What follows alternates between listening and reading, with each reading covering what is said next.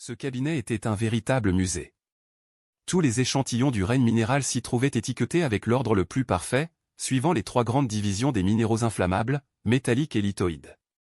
Comme je les connaissais, ces bibelots de la science minéralogique. Que de fois, au lieu de muser avec des garçons de mon âge, je m'étais plu à épousseter ces graphites, ces anthracites, ces houilles, ces lignites, ces tourbes. Et les bitumes, les résines, les sels organiques qu'il fallait préserver du moindre atome de poussière.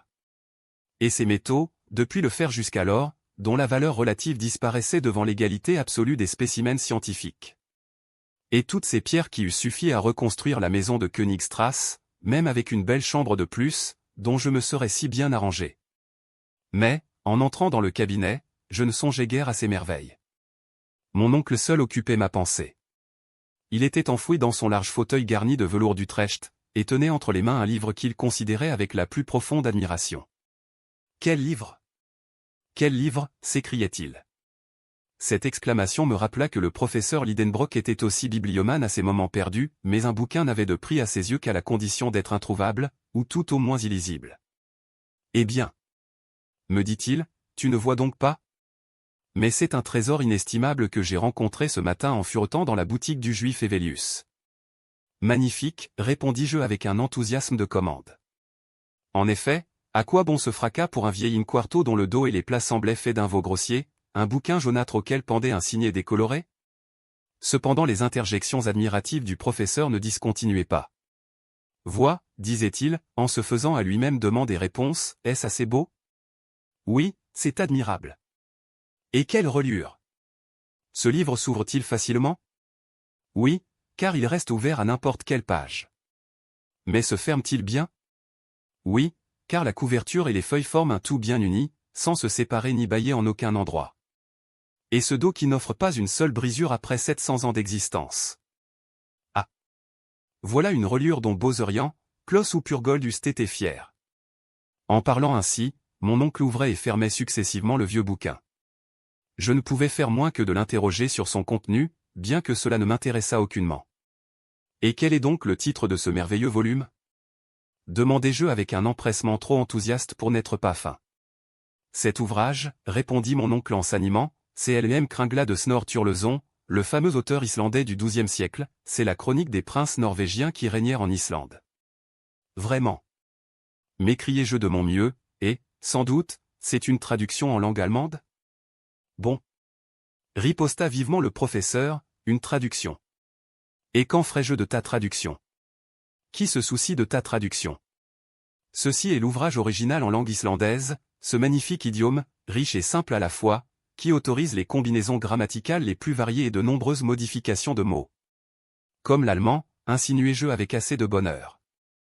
Oui, répondit mon oncle en haussant les épaules, mais avec cette différence que la langue islandaise admet les trois genres comme le grec et décline les noms propres comme le latin. Ah ! Fis-je un peu ébranlé dans mon indifférence, et les caractères de ce livre sont-ils beaux ? Des caractères. Qui te parle de caractères, malheureux Axel ? Il s'agit bien de caractères. Ah !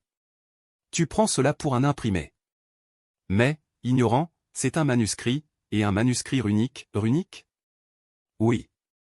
Vas-tu me demander maintenant de t'expliquer ce mot ? Je m'en garderai bien, répliquai-je avec l'accent d'un homme blessé dans son amour-propre. Mais mon oncle continua de plus belle, et m'instruisit, malgré moi, de choses que je ne tenais guère à savoir. Les runes, reprit-il, étaient des caractères d'écriture usités autrefois en Islande, et, suivant la tradition, ils furent inventés par Odin lui-même. Mais regarde donc, admire donc, impie, ces types qui sont sortis de l'imagination d'un dieu. Ma foi, faute de réplique, j'allais me prosterner, genre de réponse qui doit plaire au dieu comme au roi, car elle a l'avantage de ne jamais les embarrasser, quand un incident vint détourner le cours de la conversation.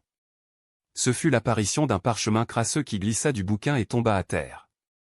Mon oncle se précipita sur ce brimborion avec une avidité facile à comprendre.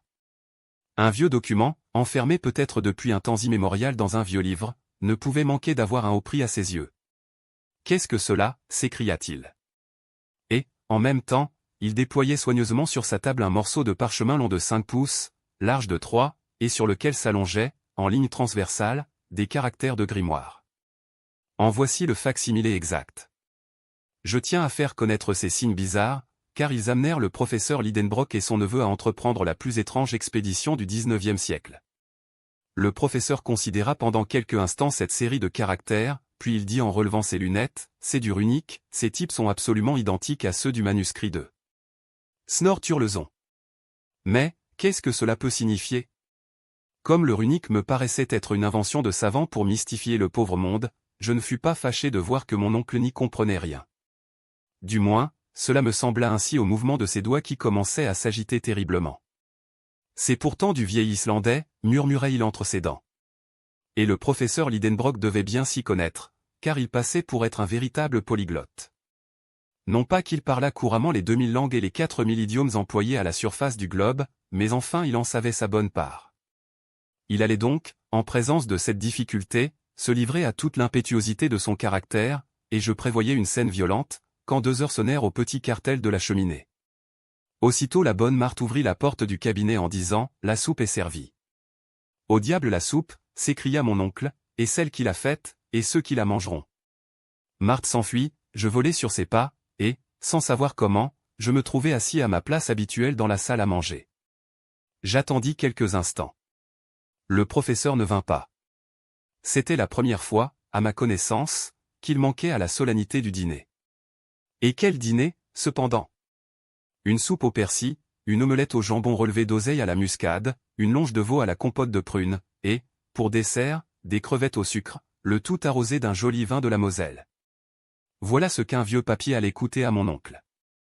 Ma foi, en qualité de neveu dévoué, je me crus obligé de manger pour lui, et même pour moi. Ce que je fis en conscience. Je n'ai jamais vu chose pareille, disait la bonne Marthe en servant. Monsieur Lidenbrock qui n'est pas à table. C'est à ne pas le croire. Cela présage quelque événement grave, reprenait la vieille servante en hochant la tête. Dans mon opinion, cela ne présageait rien, sinon une scène épouvantable, quand mon oncle trouverait son dîner dévoré. J'en étais à ma dernière crevette, lorsqu'une voix retentissante m'arracha aux voluptés du dessert. Je ne fis qu'un bond de la salle dans le cabinet.